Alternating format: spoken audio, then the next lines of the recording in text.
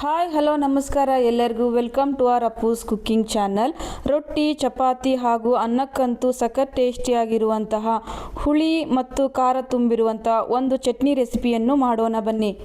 Stove ಮೇಲೆ ಒಂದು ಪಾತ್ರೆ ಇಟ್ಕೊಂಡು ಸ್ಟವ್ನ ಆನ್ ಮಾಡ್ಕೊಂಡಿದ್ದೀನಿ. ಸುಮಾರು ಇದಕ್ಕೆ 2 ಟೇಬಲ್ ಸ್ಪೂನ್ ಅಷ್ಟು ಕಡಲೆಬೇಳೆ, 1 ಟೇಬಲ್ ಸ್ಪೂನ್ ಅಷ್ಟು ಉದ್ದಿನಬೇಳೆ, ಅರ್ಧ ಸ್ಪೂನು ಮೆಂತ್ಯ ಎಲ್ಲನೂ ಹಾಕೊಂಡು ಡ್ರೈ ರೋಸ್ಟ್ ಮಾಡ್ಕೋಬೇಕಾಗತ್ತೆ.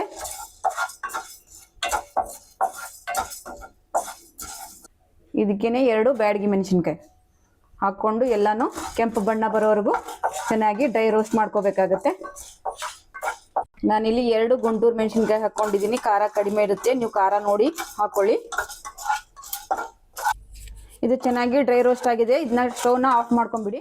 ನಾನಿಲ್ಲಿ ಒಂದು ಮಿಕ್ಸಿ ಜಾರ್ ತಗೊಂಡಿದ್ದೀನಿ. ಮಿಕ್ಸಿ ಜಾರಿಗೆ ಹುರ್ಕೊಂಡಿರುವಂಥ ಎಲ್ಲ ಪದಾರ್ಥಗಳನ್ನು ಇದಕ್ಕೆ ಹಾಕೊಳ್ಳೋಣ. ಇದನ್ನ ಹಾಗೆ ನೀರದು ಏನು ಹಾಕೊಳ್ಳಾರ್ದೆ ಗ್ರೈಂಡ್ ಮಾಡ್ಕೊಂಡು ಇವಾಗ ಚೆನ್ನಾಗಿ ಪೌಡರ್ ಆಗಿದೆ. ನಾನಿಲ್ಲಿ ಒಂದು ಹಸಿ ಮಾವಿನಕಾಯಿನ ಸಿಪ್ಪೆ ತೆಗೆದು ಚಿಕ್ಕದಾಗಿ ಕಟ್ ಮಾಡಿ ಹಾಕ್ತಾ ಇದ್ದೀನಿ. ಇದಕ್ಕೆ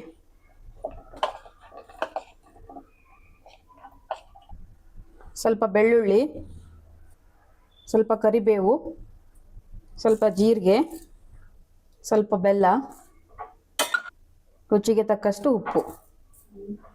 ನಾವು ಇವಾಗ ಗ್ರೈಂಡ್ ಮಾಡ್ಕೊಂಬರೋಣ. ನೋಡಿ, ನಾನು ಇದನ್ನ ನೈಸಾಗಿ ಪೇಸ್ಟ್ ಮಾಡ್ಕೊಂಬಂದಿದ್ದೀನಿ. ಈ ಥರ ನೀವು ಬೇಕಂದರೆ ತರಿಯಾಗಿ ರುಬ್ಕೋಬೋದು. ಇದನ್ನು ನಾನಿಲ್ಲಿ ಫುಲ್ ಪೇಸ್ಟ್ ಥರ ಗ್ರೈಂಡ್ ಮಾಡ್ಕೊಂಬಂದಿದ್ದೀನಿ. ಇವಾಗ ಚಟ್ನಿಗೆ ಒಂದು ಒಗ್ಗರಣೆ ಹಾಕೊಳ್ಳೋಣ. 2 ಟೇಬಲ್ ಸ್ಪೂನ್ ಅಷ್ಟು ಎಣ್ಣೆ ಬಾಣಲೆಗೆ. ಎಣ್ಣೆ ಚೆನ್ನಾಗಿ ಕಾದಿದೆ. ಸ್ವಲ್ಪ ಸಾಸಿವೆ, ಸ್ವಲ್ಪ ಜೀರಿಗೆ, ಸ್ವಲ್ಪ ಕರಿಬೇವು ಸೊಪ್ಪು. ಇವಾಗ ನಾವು ರುಬ್ಬಿರುವಂತಹ ಮಿಶ್ರಣನ ಇದಕ್ಕೆ ಹಾಕೊಳ್ಳೋಣ. ಎಲ್ಲಾನು ಹಾಕಿ ಚೆನ್ನಾಗಿ ಮಿಕ್ಸ್ ಮಾಡ್ಕೊಳ್ಳಿ. ಇದನ್ನ ನಾವು ಈ ಚಟ್ನಿನ 2 ದಿನದವರೆಗೂ ಫ್ರಿಜ್ಜಲ್ಲಿ ಸ್ಟೋರ್ ಮಾಡಿ ಇಟ್ಕೋಬಹುದು. ತುಂಬ ಚೆನ್ನಾಗಿರುತ್ತೆ. ಚಪಾತಿಗೆ, ರೊಟ್ಟಿಗೆ, ರೈಸ್ಗೆ ತುಂಬ ಚೆನ್ನಾಗಿರುತ್ತೆ. ಇದು ಸ್ವಲ್ಪ ಹಸಿ ವಾಸನೆ ಹೋಗೋವರೆಗೂ ಇದನ್ನ ಫ್ರೈ ಮಾಡ್ಕೊಳ್ಳಿ.